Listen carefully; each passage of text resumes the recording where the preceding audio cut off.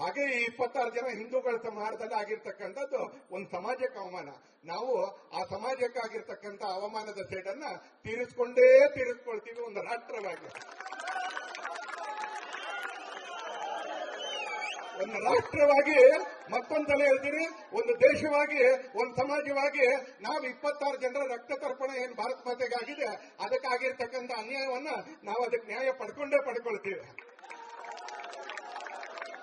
ಆ ನ್ಯಾಯ ಪಡ್ಕೊಳ್ತೀವಿ ಅಂತಕ್ಕಂಥ ಸಂಕಲ್ಪಕ್ಕೆ, ಆ ನ್ಯಾಯ ನಾವು ಪಡ್ಕೊಂಡೇ ತೀರ್ತೀವಿ ಅಂತಕ್ಕಂಥ ನಮ್ಮ ಪ್ರತಿಜ್ಞೆಗೆ ಪೂರಕವಾಗಿ ಇವತ್ತು ನಾವೆಲ್ಲರೂ ಕೂಡ ಶೋಭಾಯಾತ್ರೆಗೆ ಸೇರಿದ್ದೀವಿ. ಅದೇ ಉತ್ಸಾಹದಲ್ಲಿ ನಾವು ಇವತ್ತು ರಾತ್ರಿವರೆಗೆ ಶೋಭಾಯಾತ್ರೆಯಲ್ಲಿ ಭಾಗವಹಿಸ್ತೀವಿ ಅಂತ. ನಾನು ಆಗ್ಲೇ ರಾಮ ಮಂದಿರ ಹೇಳ್ದೆ. ನಾನು ಅಂತಾನೆ ಈ 520 ವರ್ಷಗಳ ಕಾಲ ಹಿಂದೂ ಸಮಾಜ ಮರೀಲಿಲ್ಲ, ಯಾವತ್ತೂ ಮರೀಲಿಲ್ಲ. ಅನೇಕ ಸಲ ನಾವು ಯೋಚನೆ ಮಾಡಬೇಕಾದ್ರೆ ನಮ್ಮದೇ ಆಗಿರ್ತಕ್ಕಂಥ ದೌರ್ಬಲ್ಯದ ಕಾರಣಕ್ಕೆ ಹಿಂದೂ ಸಮಾಜಕ್ಕೆ ಸಾಮರ್ಥ್ಯ ಇಲ್ಲ, ಹಿಂದೂ ಸಮಾಜಕ್ಕೆ ಶಕ್ತಿ ಇಲ್ಲ.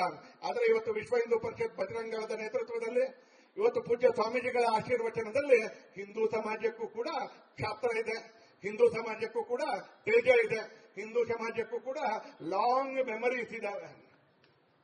ಸುದೀರ್ಘವಾಗಿರ್ತಕ್ಕಂಥ ನೆನಪು ಶಕ್ತಿ ಹಿಂದೂ ಸಮಾಜಕ್ಕೂ ಇದೆ ಅಂತಲೇ. ಆ ಸುದೀರ್ಘವಾಗಿರ್ತಕ್ಕಂಥ ನೆನಪು ಶಕ್ತಿಯನ್ನು ಇಟ್ಕೊಂಡು ಹಿಂದೂ ಸಮಾಜ ಅದು ನ್ಯಾಯಯುತವಾಗಿ ನಡ್ಕೊಳ್ಳುತ್ತೆ, ಅನ್ಯಾಯದ ವಿರುದ್ಧ ಸೇಡ್ ತೀರ್ಸ್ಕೊಳ್ಳುತ್ತೆ. ಎರಡನ್ನೂ ಮಾಡ್ತೀವಿ ನಾವು ಅಂತ ನಿಮ್ಮ ಎದುರಿಗೆ ನಾನು ಹೇಳಲಿಕ್ಕೆ ಅಂತ ಇಷ್ಟಪಡ್ತೀನಿ. ನಾವು ಅನ್ಯಾಯ ಮಾಡಲ್ಲ. ಸಂಘದ ಪೂಜನೀಯ ಸರ್ಸಂಚಾಲಕರು ಹೇಳಿದ್ರು, ಯಾವ ಹಿಂದೂ ಕೂಡ ಇನ್ನೊಬ್ಬನ ಹತ್ರ ಅವನ ಧರ್ಮ ಕೇಳಿ ಹತ್ಯೆ ಮಾಡಲ್ಲ, ನಾವು ಅನ್ಯಾಯ ಮಾಡಲ್ಲ ಅಂತ. ಮಾಡಲ್ಲ. ನೀನ್ ಹಿಂದೂನೋ ಮುಸಲ್ಮಾನನೋ ಅಂತ ಕೇಳಿ ಹತ್ಯೆ ಮಾಡಿದ್ದಾರೆ ಅಂತ ಆ ಹತ್ಯೆಗೊಳಗಾದವರ ಹೆಂಡತಿ ಹೇಳ್ತಾ ಇದ್ದಾರೆ ಟಿವಿಯಲ್ಲಿ. ನೀನು ಹಿಂದೂನೋ ಮುಸಲ್ಮಾನ ಅಂತ ಕೇಳಿ ನಮ್ಮ ತಂದೆನ ಹತ್ಯೆ ಮಾಡಿದ್ರು ಅಂತ ಮಗು ಹೇಳುತ್ತೆ. ಆದ್ರೆ ಕರ್ನಾಟಕದ ಒಬ್ಬ ಮಂತ್ರಿ ರಾಜಕಾರಣಿ ಹೇಳ್ತಾರೆ, ಇಲ್ಲ ಅದಕ್ಕೆ ಯಾವುದೇ ಸಾಕ್ಷಿ ಇಲ್ಲ ಅಂತ. ನಮ್ಮನೇಲಿ ಒಂದು ಜೀವ ಇದೇ ತರ ಕಳ್ಕೊಂಡ್ರೆ ನಮ್ಗೆ ಯಾವ ಸಾಕ್ಷಿನೂ ಬೇಡ ಆಗುತ್ತೆ. ಆದ್ರೆ ಇನ್ನೊಂದು ಮನೇಲಿ ಯಾವ್ದಾದ್ರು ಜೀವ ಹೋದ್ರೆ ನಮಗ್ ತರ್ಕ ಬೇಕಾಗುತ್ತೆ, ನಮಗ್ ಸಾಕ್ಷಿ ಬೇಕಾಗುತ್ತೆ. ಕೆಲವು ರಾಜಕೀಯ ಪಕ್ಷಗಳಿಗೆ ವಿಡಿಯೋ ಕೂಡ ಬೇಕಾಗುತ್ತೆ. ಅಂತ ಸಮಯದಲ್ಲಿ ವಿಡಿಯೋ ಕೂಡ ಬೇಕಾಗುತ್ತೆ. ಅಷ್ಟು ನಾಚಿಕೆ ಕೆಟ್ಟಿರ್ತಕ್ಕಂಥವ್ರು ಕೆಲವು ಭಾಗಗಳಲ್ಲಿ ದೇಶದಲ್ಲಿ ನಮ್ಮನ್ನ ಆಳ್ಲಿಕ್ಕೆ ಅಂತಿದ್ದಾರೆ ಇವತ್ತಂತ. ಅಂತ ನಾಚಿಕೆ ಕೆಟ್ಟವ್ರು ಅನ್ಸಲಿ. ಇಲ್ಲದಿದ್ರೆ ನೀವೇ ಯೋಚನೆ ಮಾಡಿ ಅನ್ಸಲಿ. ನಿನ್ನೆ ತೇಜಸ್ವಿ ಸೂರ್ಯ ಅಲ್ಲಿರ್ತಕ್ಕಂಥ ಶಾಸಕರು ಸುಡ್ಲಿಕ್ಕೆ ಹೊರಟಿರ್ತಕ್ಕಂಥದ್ದು ಪಾಕಿಸ್ತಾನದ ಧ್ವಜವನ್ನ. ಇನ್ನೇನು ಪಾಕಿಸ್ತಾನ ಧ್ವಜ ಇಲ್ಲದೆ ಪಾಕಿಸ್ತಾನದ ರಾಜದೂತನ ಕರೆದು ಬಂದು ರಾಮಕೃಷ್ಣ ಆಶ್ರಮದ ಎದುರುಗಡೆ ನಿಲ್ಲಿಸ್ಬಿಟ್ಟು ನಾವು ಸನ್ಮಾನ ಮಾಡಬೇಕಾಗಿತ್ತ ಈ ಸರ್ಕಾರದ ಗೃಹ ಇಲಾಖೆಯ ನೇತೃತ್ವದಲ್ಲಿ ಅಥವಾ ಇಲ್ಲಿನ ಪೊಲೀಸ್ನವರ ನೇತೃತ್ವದಲ್ಲಿ? ನಾವೇನು ಪಾಕಿಸ್ತಾನದ ರಾಯಭಾರಿನ ಕರೆದು ಸನ್ಮಾನ ಮಾಡಬೇಕು, ಅವ್ರ ಧ್ವಜ ಸುಟ್ಟು ಹಾಕಿದೆ ಅಂತ. ಇವತ್ತು ದೇಶವನ್ನು ಆಳ್ತಕ್ಕಂಥವ್ರು ನಾವು ಇದಕ್ಕೆ ತಕ್ಕನಾಗಿರ್ತಕ್ಕಂಥ ಶಾಸ್ತಿ ಮಾಡಿರ್ತೀವಿ ಅಂತಕ್ಕಂಥ ಸಂಕಲ್ಪ ತೊಟ್ಟಿರ್ಬೇಕಾದ್ರೆ ಇವತ್ತು ದೇಶದ ಪ್ರತಿ ಅಣು ಕಣ ಕೂಡ ಅದರ ಜೊತೆಗೆ ನಿಂತ್ಕೊಳ್ಬೇಕಾಗಿರ್ತಕ್ಕಂಥ ಅನಿವಾರ್ಯತೆ ಇದೆ. ಇದರಲ್ಲಿ ರಾಜಕೀಯ ಬೆರೆಸಬಾರದು. ನಮ್ಮ ರಾಜ್ಯದ ಮುಖ್ಯಮಂತ್ರಿಗಳು ಹೇಳ್ತಾರೆ ಯುದ್ಧದ ಅನಿವಾರ್ಯತೆ ಇಲ್ಲ ಅಂತ. ಇವತ್ತು ಸ್ವಲ್ಪ ತಿರುಗಿಸ್ಬಿಟ್ಟು ಹೇಳಕ್ ಶುರು ಮಾಡಿದ್ದಾರೆ. ಇಲ್ಲ, ಅನಿವಾರ್ಯ ಇದ್ರೆ ಯುದ್ಧ ಬೇಕು ಅಂತ ನಾನು ಹೇಳಿದ್ದೆ. ಯಾಕಂದ್ರೆ ನಿನ್ನೆಯಿಂದ ಕಪಾಲಕ್ಕೆ ಬಾರಿಸ್ಕೊಂಡು ನಿನ್ನೆಯಿಂದ ಸುಸ್ತಾಗಿದೆ. ಅದಕ್ಕೆ ಇವತ್ತು ಬೆಳಿಗ್ಗೆ ಮತ್ತೆ ಪತ್ರಕರ್ತನ ಕರೆದು ಇಲ್ಲ ನಾನು ಹಾಗೆ ಹೇಳಲಿಲ್ಲ. ಪಾಕಿಸ್ತಾನದ ಜೊತೆ ಯುದ್ಧ ಮಾಡಿದ್ರೆ ಇನ್ನೇನ್ ಮಾಡೋಣ ಸ್ವಾಮಿ, ಇನ್ನೇನ್ ಮಾಡೋಣ ಅಂತಾನೆ. ಅಲ್ಲಿಂದೇ ಒಳಗೆ ಬಂದಿದ್ದಾರೆ ಅಂತ ಗೊತ್ತಾಗಿದೆ, ಅವರೇ ಮಾಡಿದ್ದಾರೆ ಅಂತ ಗೊತ್ತಾಗಿದೆ, ಅವರೇ ಹತ್ಯೆ ಮಾಡಿದ್ದಾರೆ ಅಂತ ಗೊತ್ತಾಗಿದೆ. ಅದಕ್ಕೆ ಬೇಕಾಗಿರ್ತಕ್ಕಂಥ ಸಾಕ್ಷಿಗಳು ಸಿಕ್ಕಿದಾವ ಅನ್ಸಲೆ. ಆದ್ರೆ ಅವ್ರ ಜೊತೆ ಯುದ್ಧ ಆಗತ್ತೆ ಆಗಲ್ಲ, ಅದು ಸೈನ್ಯಕ್ಕೆ ಸಂಬಂಧಪಟ್ಟಿತ್ತು. ಆದ್ರೆ ಈ ಅನ್ಯಾಯಕ್ಕೆ ತಕ್ಕನಾಗಿರ್ತಕ್ಕಂಥ ಶಾಸ್ತಿಯನ್ನ ಪ್ರತಿಯೊಬ್ಬನೂ ವಿರುದ್ಧನೂ ಪಾಲ್ಗೊಂಡಿರ್ತಕ್ಕಂಥ ಪ್ರತಿ ವ್ಯವಸ್ಥೆಯ ವಿರುದ್ಧನೂ ನಾವು ಈ ಅನ್ಯಾಯಕ್ಕೆ ಆಗ್ಬೇಕಾಗಿರ್ತಕ್ಕಂಥ ಪಾಠ ಕಲಿಸ್ತೀವಿ. ನಮ್ಮ ದೇಶದ ಪ್ರಧಾನಮಂತ್ರಿಗಳು ಹೇಳಿದ್ದಾರೆ, ಭೂಮಿಯ ಯಾವುದೇ ತುದಿಲಿ ಅಡಗಿರ್ಲಿ ಆತನನ್ನ ನಾವು ಹುಡುಕಿ ನಾವು ಈ ಅನ್ಯಾಯಕ್ಕೆ ನಾವು ಏನ್ ನ್ಯಾಯ ತಗೊಳ್ಬೇಕೋ ತಗೊಳ್ತೀವಿ ಅಂತ ಹೇಳಿದ್ದಾರೆ. ಲೆಟ್ ಬೇಡ ಎಂಡ್ ಆಫ್ ದ ಅರ್ಥ. ಭೂಮಿಯ ಯಾವುದೇ ತುದಿಲಿರಲಿ ಈಗ ಇದಕ್ಕೆ ಪೂರಕವಾಗಿ ನಿಂತ್ಕೊಳ್ಬೇಕೋ ಬೇಡವಾ? ಇದಕ್ಕೆ ಇವತ್ತು ಪೂರಕವಾಗಿ ನಿಂತ್ಕೊಳ್ಬೇಕು ಅಂತಾನೆ. ನಾವು ಇರೋ ಜಾಗಗಳಲ್ಲೇ ನಿಂತ್ಕೊಳ್ಬೇಕು. ನಾವು ಸೈನ್ಯ ಕಟ್ಟಿ ನಾವು ಸೈನ್ಯ ಜೊತೆಗೆ ಬಂದೂಕು ಇಟ್ಕೊಂಡು ಹೋಗಕ್ಕಾಗಲ್ಲ ಅಂತಾನೆ. ಆದ್ರೆ ಇರೋಂತ ಕಡೆಗಳಲ್ಲಿ ಇದನ್ನ ಮಾಡೋರಿಗೆ ಹರಕೆಯಿಂದ ನಾವು ಬೆಂಬಲ ಕೊಡಬೇಕು, ಇದನ್ನ ಮಾಡೋರಿಗೆ ಆಶೀರ್ವಾದದಿಂದ ಬೆಂಬಲ ಕೊಡಬೇಕು, ಇದನ್ನ ಮಾಡೋರಿಗೆ 4 ಒಳ್ಳೆ ಮಾತಿಂದ ಬೆಂಬಲ ಕೊಡಬೇಕು. ನಾವು ಎಲ್ಲಿ ಇದೀವೋ ಅಲ್ಲಿಂದ ಅದಕ್ಕೆ ಬೆಂಬಲ ಕೊಡಬೇಕು. ಜಪಾನ್ ಅಂತ ಒಂದು ದೇಶ ಇದೆ. ಜಪಾನ್ ಅಲ್ಲಿ ಭೂಕಂಪ ಆದ್ರೆ ಭಾರತದ IT ಕಂಪನಿಯಲ್ಲಿ ಕೆಲಸ ಮಾಡ್ತಾ ಇರ್ತಕ್ಕಂಥ ಜಪಾನಿಯರು ತಾವು ನಿಂತಿರೋ ಜಾಗದಲ್ಲಿ ಎದ್ದು ನಿಂತ್ಕೊಂಡು ಜಪಾನಿಯನ್ ರಾಷ್ಟ್ರಗೀತೆ ಹಾಡ್ತಾರೆ. ನಾವೇ ಯಾರಾದ್ರೂ 4 ಜನ ಇದ್ದಿದ್ರೆ ನಾವು ಅವ್ರಿಗೆ ತಮಾಷೆ ಮಾಡ್ತಿದ್ದೋ, ಅಲ್ಲೆಲ್ಲೋ ಭೂಕಂಪ ಆಗಿದೆ, ಇಲ್ಲಿ ರಾಷ್ಟ್ರಗೀತೆ ಹಾಡಿದ್ರೆ ಆ ಭೂಕಂಪ ಸರಿ ಹೋಗ್ಬಿಡುತ್ತಾ ಅಂತ ಆಡ್ಕೊಳ್ಳೋರು ನಮ್ಮ ಸಮಾಜದಲ್ಲಿ ಬಹಳ ಜನ. ಗುಲ್ಬರ್ಗ್ನಲ್ಲಿ ಒಂದು 8 ಜನ ಹೆಣ್ಮಕ್ಳು ಇಂಟರ್ವ್ಯೂ TV ಅವ್ರು ಮಾಡ್ತಾರೆ. ಎಷ್ಟು ಲಜ್ಜೆಗೆಟ್ಟವರು ಅಂತ ಕೇಳಿದ್ರೆ ಹೆಣ್ಮಕ್ಳು ತಿರುಗ್ಲಿಕ್ಕೆ ಹೋಗಿದ್ದಾರೆ, ಹೋಗ್ಲಿ. ಅಲ್ಲಿ ಇರೋರೆಲ್ಲ ವಾಪಸ್ ಬಂದ್ಬಿಡ್ಬೇಕು ಅಂತ ನಾನು ವಿಪರೀತ ಏನ್ ಹೇಳಕ್ ಹೋಗೋದಿಲ್ಲ, ಧೈರ್ಯ ಇದ್ರೆ ಇರಿ. ಆದ್ರೆ ಇಲ್ಲೇ ಪಕ್ಕದಲ್ಲಿ ಒಂದು 26 ಜನರ ಹತ್ಯೆ ಆಗಿದೆ. ನನ್ನಂತ 26 ಜನ ಹೆಣ್ಮಕ್ಳು ವಿಧವೆಯರಾಗಿದ್ದಾರೆ. ನನ್ನಂತ 26 ಮನೆಗಳಲ್ಲಿ ಇವತ್ತು ಸೂತಕತೆ ಛಾಯೆ ಇದೆ. ಅಷ್ಟೊಂದು ಪ್ರಜ್ಞೆ ಆದ್ರೂ ಇರ್ಬೇಕಲ್ಲ. ಒಬ್ಬ ಓದಿರ್ತಕ್ಕಂಥ ಹೆಣ್ಮಕ್ಳು ಹೇಳ್ತಾರೆ, ಐತೆ ಚೋಟೆ ಮೋಟೆ ಘಟನೆ ಗಡ್ತಿರಲ್ತಾರೆ, ಇಂಥ ಸಣ್ಣ ಪುಟ್ಟ ಘಟನೆಗಳು ನಡೀತಾ ಇರ್ತವೆ ಅಂತ.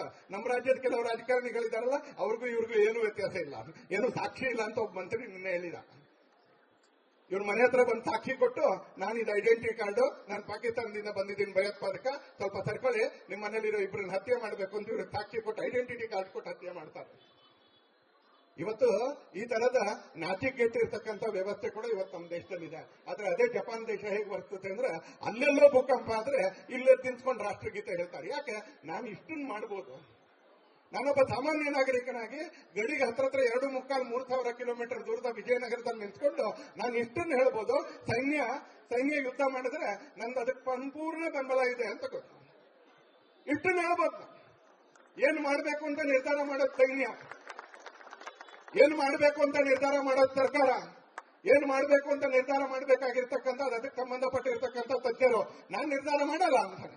ಆದ್ರೆ ಅವ್ರು ಏನ್ ನಿರ್ಧಾರ ಮಾಡ್ತಾರೋ ಅದ್ರ ಜೊತೆಗೆ ನಾನು 100ಕ್ಕೆ 100ರಷ್ಟು ನಿಂತ್ಕೊಳ್ತೀನಿ ಅಂತ ನಿಶ್ಚಯ ಮಾಡಬೇಕಾಗಿರ್ತಕ್ಕಂಥ ಗಳಿಗೆ. ಅನೇಕರು ನಮ್ಮಲ್ಲಿ ಹೇಳ್ತಾರೆ, ಇಸ್ರೇಲ್ನವ್ರು ಹಾಗೆ ಮಾಡಿದ್ರು, ಇಸ್ರೇಲ್ನವ್ರು ಹೀಗೆ ಮಾಡಿದ್ರು. ಆದ್ರೆ ಒಂದೇನಂದ್ರೆ, ಇಸ್ರೇಲ್ನಲ್ಲಿ ಈ ತರ ಅಡ್ಡ ಮಾತಾಡೋರು ಯಾರು ಇಲ್ಲ. ಅಲ್ಲೂ ತುಂಬಾ ರಾಜಕೀಯ ಪಕ್ಷಗಳಿದ್ದಾವೆ. ಅಲ್ಲೂ ಸಮ್ಮಿಶ್ರ ಸರ್ಕಾರನೇ ಇರೋದು, ಅಲ್ಲೂ ಒಂದ್ ಪಾರ್ಟಿ ಸರ್ಕಾರ ಇಲ್ಲ, ಅಲ್ಲೂ ಸಮ್ಮಿಶ್ರ ಸರ್ಕಾರನೇ ಇರೋದು. ಆದ್ರೆ ಯುದ್ಧ ಬಂದಾಗ ಅವ್ರು ನಿಶ್ಚಯ ಮಾಡ್ತಾರೆ, ನಾನು ಮೊದಲು ಯಹೂದಿ, ಅದಾದ್ಮೇಲೆ ನನ್ನ ರಾಜಕೀಯ.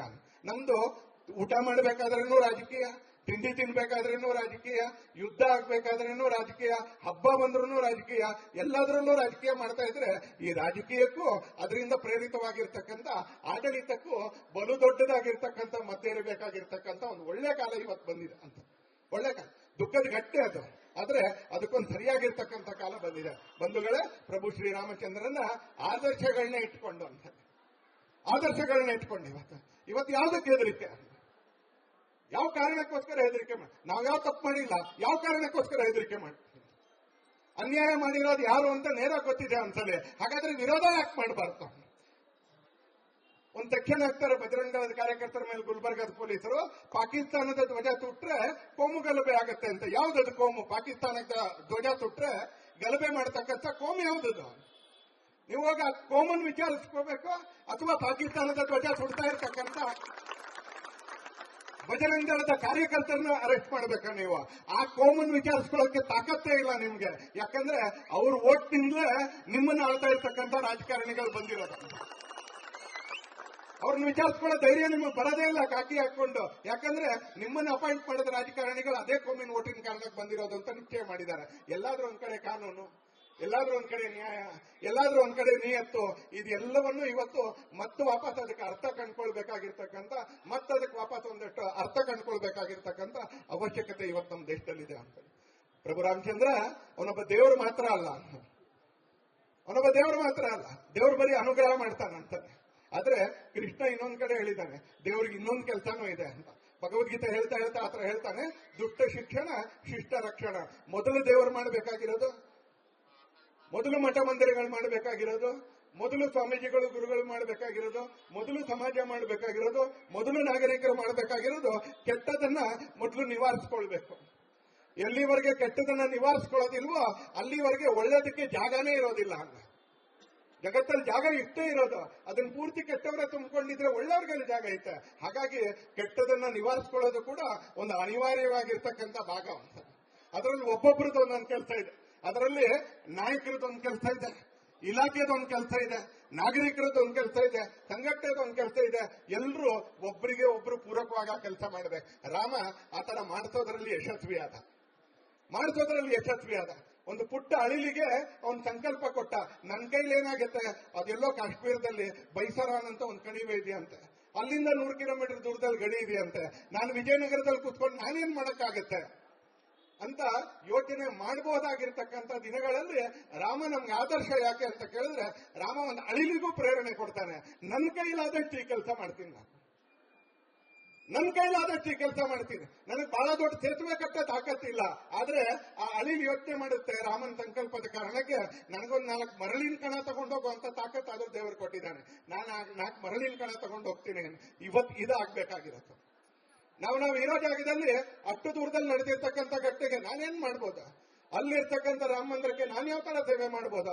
ಅಲ್ಲಿರ್ತಕ್ಕಂಥ ಅನ್ಯಾಯಕ್ಕೆ ನಾನು ಹೇಗೆ ಧ್ವನಿ ಆಗ್ಬೋದು? ಅಲ್ಲಿರ್ತಕ್ಕಂಥ ಅನ್ಯಾಯದ ವಿರುದ್ಧ ನಾನೇನ್ ಸಂಘರ್ಷ ಮಾಡ್ಬೋದು? ಅಲ್ಲಿ ನಡೀತಾ ಇರ್ತಕ್ಕಂಥ ಅನ್ಯಾಯಕ್ಕೆ ನಾನು ಹೇಗೆ ನ್ಯಾಯ ಒದಗಿಸ್ಕೊಳ್ಬೋದು? ಇಲ್ಲ, ನನ್ನ ಪ್ರದೇಶದಲ್ಲಿ ನಾನು ಉತ್ತರ ಆಗ್ಬೇಕಂತ. ಈ ಕಾರ್ಯಕ್ರಮದ ಆಯೋಜಕರು ಸ್ಥಳೀಯ ವಿಶ್ವ ಹಿಂದೂ ಪರಿಷತ್ ಮತ್ತು ಬಜರಂಗ ದಳ ಮತ್ತು ವಿಜಯನಗರದ ಕ್ಷೇಮಾಭಿವೃದ್ಧಿ ಸಂಘದ ಎಲ್ಲ ಕಾರ್ಯಕರ್ತರು ನಮ್ಮ ಕಾರ್ಯಕ್ರಮದ ಪೋಸ್ಟರ್ ನಲ್ಲಿ ಒಂದು ಅರ್ಥಪೂರ್ಣವಾಗಿರ್ತಕ್ಕಂಥ ವಾಕ್ಯ ಹಾಕಿದ್ದಾರೆ.